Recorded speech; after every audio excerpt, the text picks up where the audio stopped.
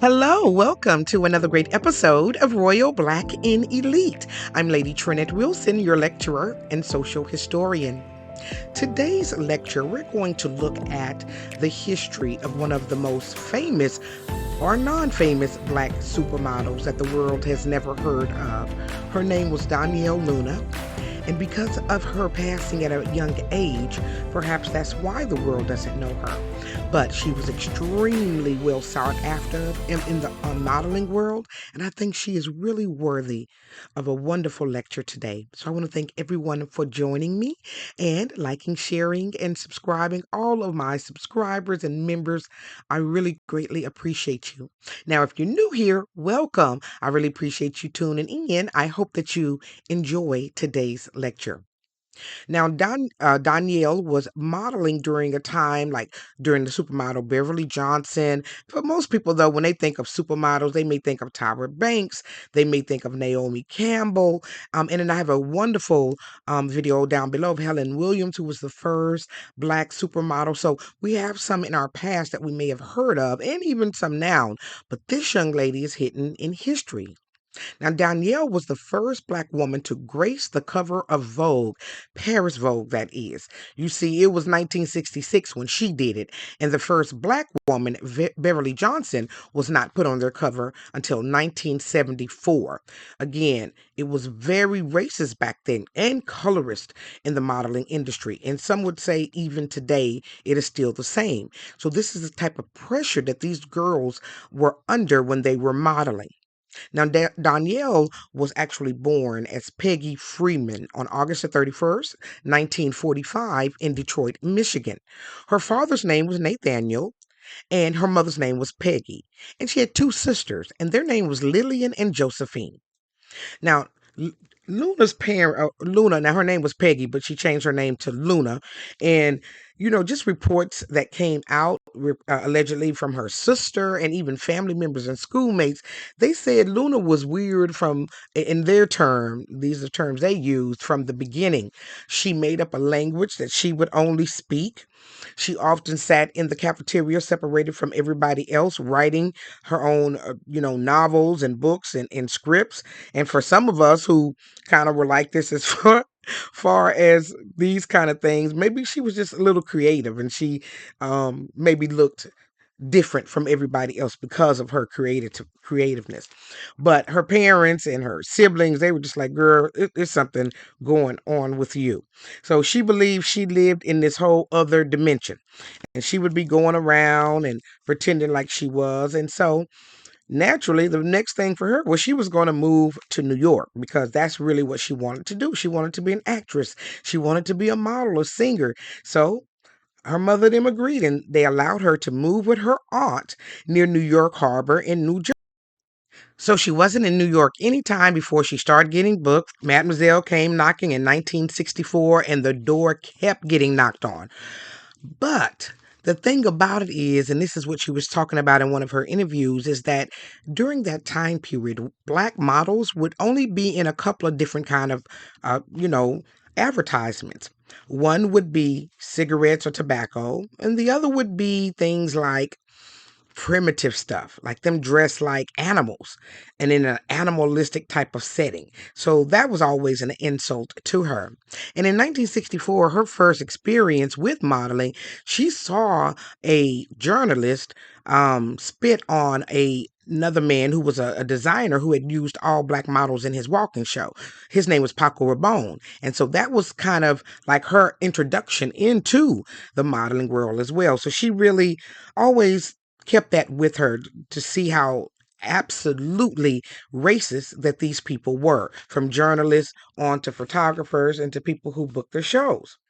Now, she started doing well and she moved into her own apartment off of Broadway. She lived with a roommate. And before you knew it, I mean, she was getting picked up by different advertisers to advertise their clothing. But again, it was again animalistic. It wasn't like she really liked it. And in 1965, her likeness was stitched into the cover of Harper's Bazaar. Now, this was the first black person who'd ever been put on its cover in 98 years. But people were very angry about that. They picketed and boycotted Harper's Bazaar, and they even stopped subscribing. So they didn't really like that very much. And in 1965, she was also in the cover, well, in the magazine with a Ringo Starr. So she was really taking off and doing well. But in 1965, she also had a nervous breakdown. And she decided that it was time for her to go. That the black people were in the modeling aid in the field were not appreciated unless they were almost white and that you couldn't tell that they were black, but her black skin wasn't being celebrated.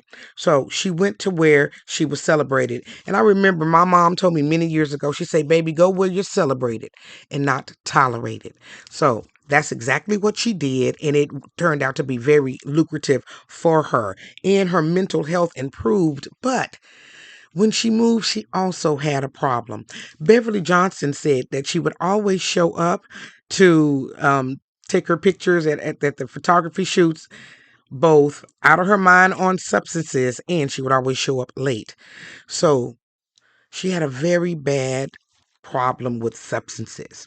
The things that you put in your arm, up your nose, and to your lips. So she was a kind of a person who used all kinds of substances. And it showed. They said she was so thin, but they liked that in the modeling industry because they actually made a mannequin out of her body because it was, in their opinion, a perfect body. Thin bones sticking through. So that's what models were supposed to, in their opinion, look like. They called 1966 the lunar year because she was doing so very well. So in 1966, she was on front of the Cosmopolitan. She was also on the cover of the British Vogue, the first black woman to ever do so.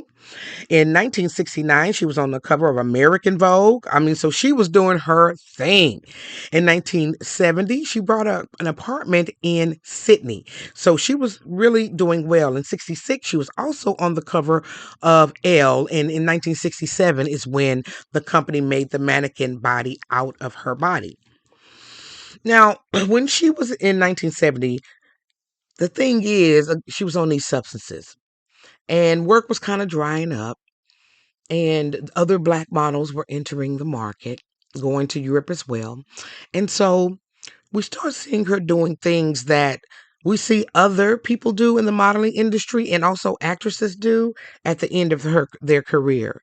And what she was doing is she was modeling for adult magazine, and one in particular was called The Playman, and she actually modeled in that in 1970. And she was living in Italy at the time, and they threw her out. They didn't like that. They said that the magazine was improper, even though she didn't really show any of her unmentionables. Let's just put it that way. Now, from 1973 to 1975, she was modeling in Toronto.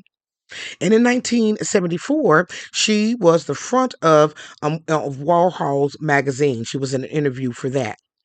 But she also, in 1975, did a layout for Playboy magazine. And she also got married to a man named Luigi Casaniga. Hope I said that right.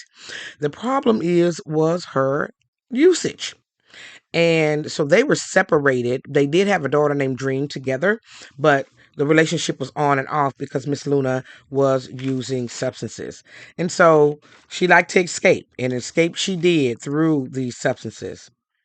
But unfortunately, she met her end early and tragically. Luna passed on May 17th, 1979. And even though she wasn't modeling as much, she was still modeling a bit.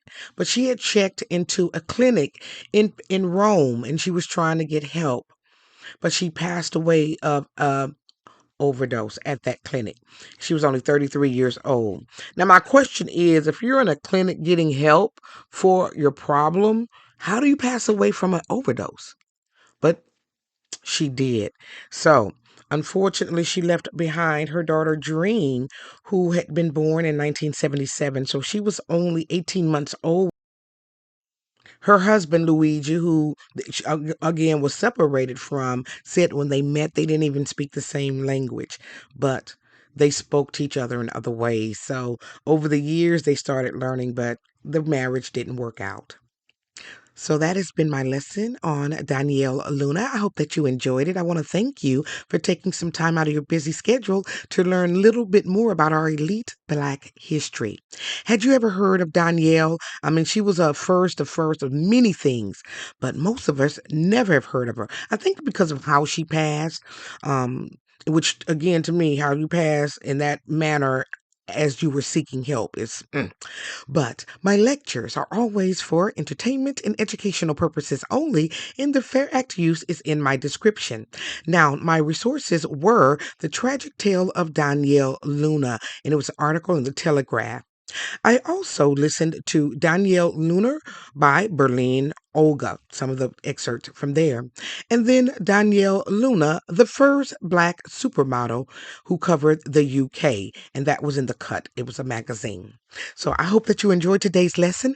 Don't forget to like, share, and subscribe. Y'all share this video and comment down below. Again, hidden in history. What do you think about the modeling industry? Do you think it's still colorist? I think that we do see more Black women, and they're not all dressed in primitive settings anymore. So that's a great thing.